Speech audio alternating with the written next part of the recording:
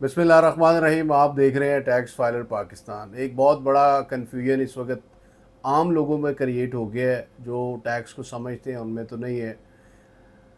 जब finance act 2014 के बाद टैक्स फाइलर्स जो हैं उनकी तीन कैटेगरीज बना दी गई हैं। एक कैटेगरी वो है जो within due date tax returns file जिन्होंने लास्ट ईयर की।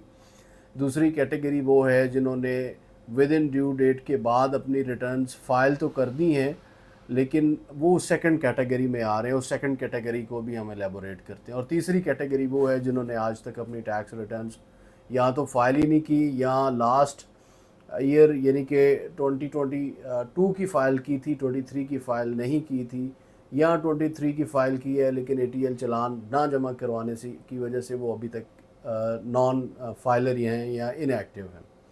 तो पहली कैटेगरी डिस्कस करते हैं। पहली कैटेगरी तो वो है उन जेंटलमैन लोगों की है, या उन कंप्लाइंट सिटीजन्स की है जिन्होंने अच्छे बच्चों की तरह within due date time के अंदर अंदर अपनी टैक्स रिटर्न्स जो गवर्नमेंट ने टाइम दिया या एक्सटेंडेड टाइम 15 दिन का मिला था उसके अंदर अपनी टैक्स रिटर्न्स या तो फाइल करवा ली अपने टैक्स कंसल्टेंट से, या उन्होंने ख़ुद फाइल कर ली। वो उन अच्छे सिटीजन्स की या अच्छे कंप्लाइंट टैक्स पेयर्स की कैटेगरी है, और वो आज इंजॉय कर रहे हैं, वो चिल में है, मौज में है।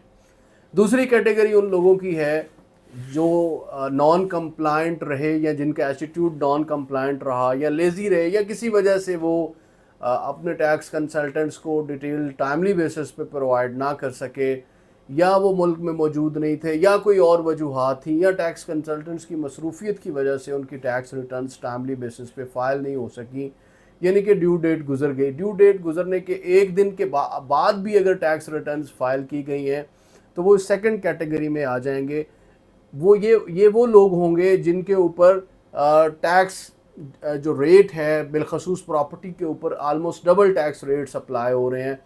अगर एक रेट 3% अगर उन कंप्लाइंट टैक्स पेयर के लिए रेट है तो उनके लिए 6% रेट अप्लाई हो रहा है।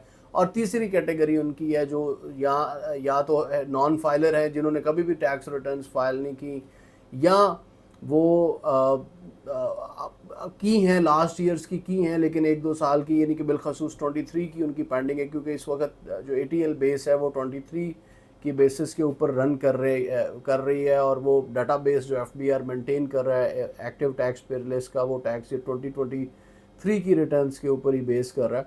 तो ये कन्फ्यूजन एक्चुअली क्रिएट हो गया लोगों की लाइल्मी की वजह से, या क्योंकि पिछले सालों में लोगों को कभी कभी किसी ने सोचा भी नहीं था कि FBR जो है वो एक नई मूव, या गवर्नमेंट ऑफ पाकिस्तान की तरफ से एक नई मूव आएगी और लेट फाइलर्स के लिए एक ज़रा सख्त किस्म का आप कह लें एक इनिशिएटिव ले लिया जाएगा जो विद इन ड्यू डेट अपने टैक्सेस फाइल नहीं कर रहे।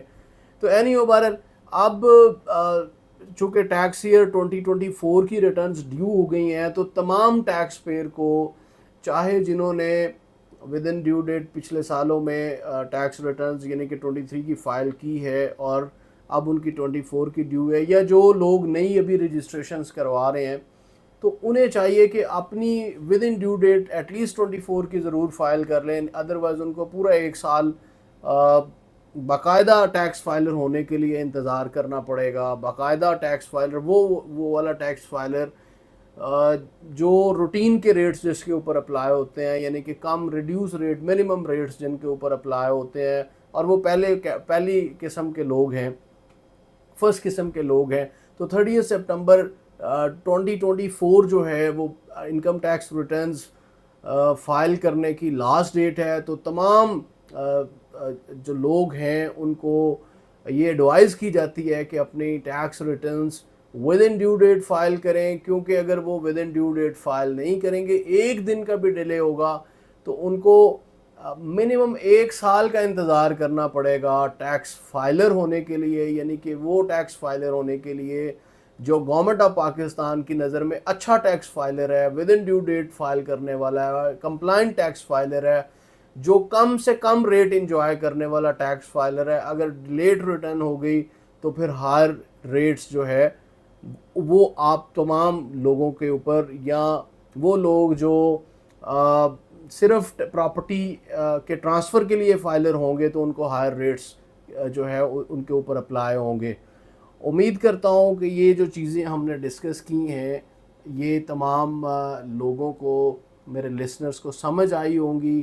اگر پھر بھی کسی کا کوئی کسی کے حوالے سے کوشچن ہے تو کمنٹ سیکشن میں جائیے, سوال لکھیے, اس سوال کا انشاءاللہ آپ کو جواب دینے کی کوشش کی جائے گی. Thank you for watching.